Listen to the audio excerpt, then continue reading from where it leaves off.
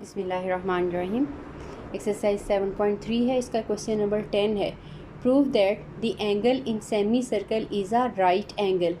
ठीक है, अब आपको पहले स्टेटमेंट बता देती हूँ कि पूछा क्या है इस क्वेश्चन में। प्रूव करने के लिए कहा क्या गया है।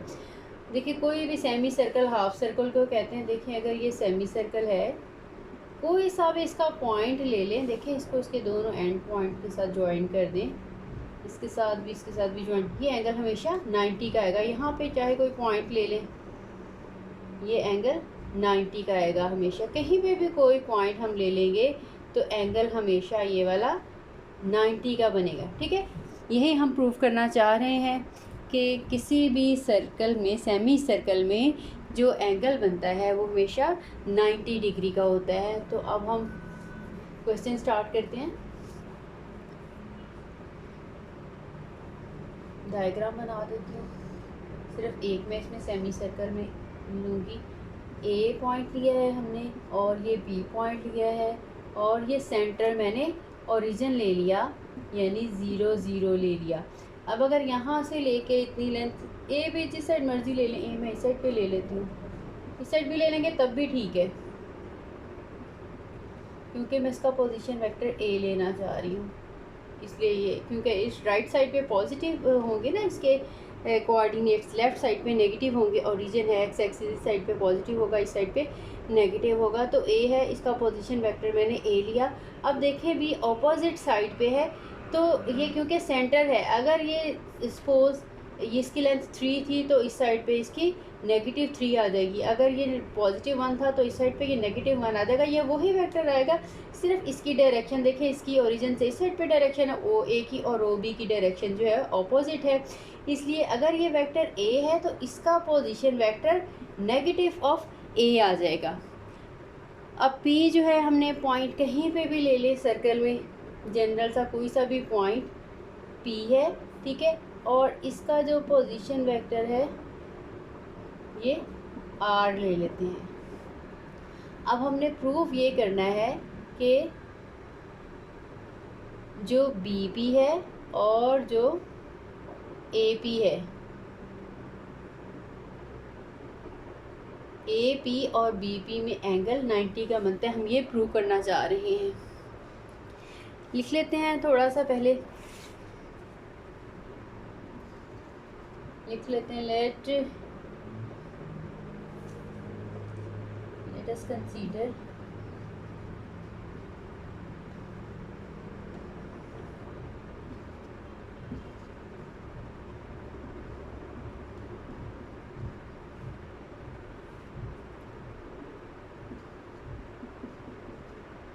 with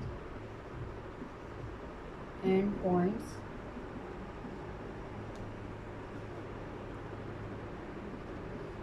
of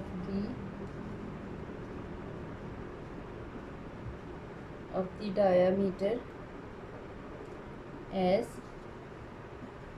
A, जिसका पोजीशन वेक्टर A है, एंड B, जिसका पोजीशन वेक्टर -A है, ये नेगेटिव ऑफ A है, with centre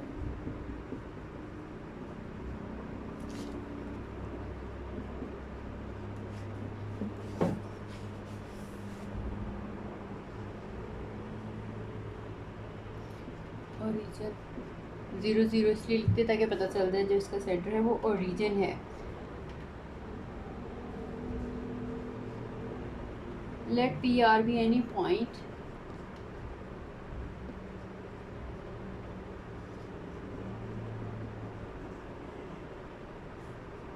on the semicircle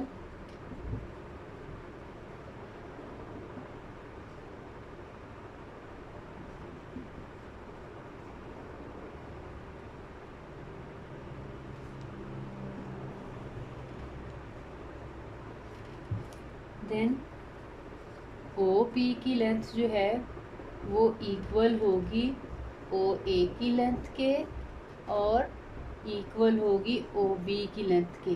ठीक है, ये तीनों लेंथ ओ से पी का जो है डिस्टेंस, ओ से ए का डिस्टेंस, और ओ से बी का डिस्टेंस, ये तीनों डिस्टेंसेस जो हैं सेम होंगे, क्योंकि देखें ये भी रेडियस है ओ बी भी, ओ ए भी रेडियस है और ओ पी भी रेडियस है, इसलिए ये तीनों लेंथ जो है वो हमेशा सेम होगी।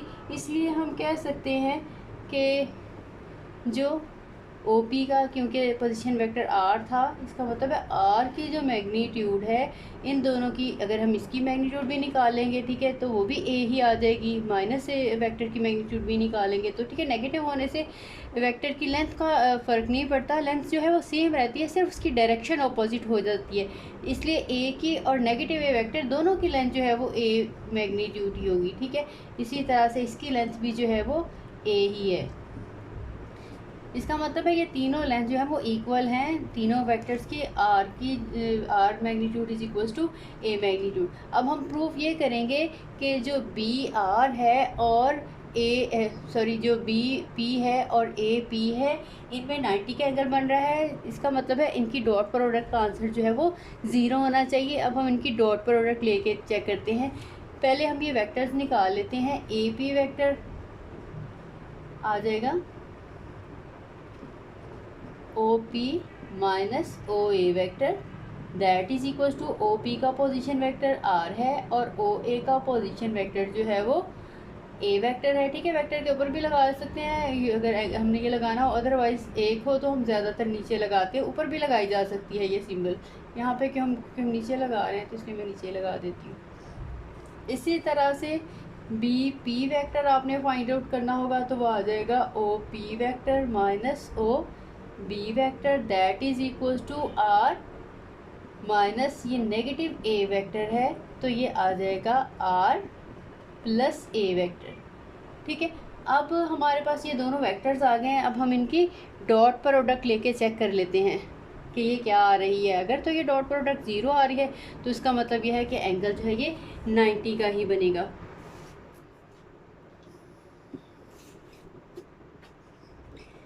Now A P dot B P is equals to A P का जो हमारे पास वेक्टर है वो आर माइनस ए वेक्टर है और इसकी डॉट प्रोडक्ट है आर प्लस ए वेक्टर के साथ। तो हम इसकी पूरी जो है वो डॉट प्रोडक्ट ले लेते हैं। आर डॉट आर आ जाएगा प्लस आर डॉट ए आ जाएगा, फिर नेगेटिव ए डॉट आर आ जाएगा, उसके बाद नेगेटिव ए डॉट ए आ जाएगा। अब देखें आर डॉट आर मैग्नीट्यूड का स्क्वायर आ गया।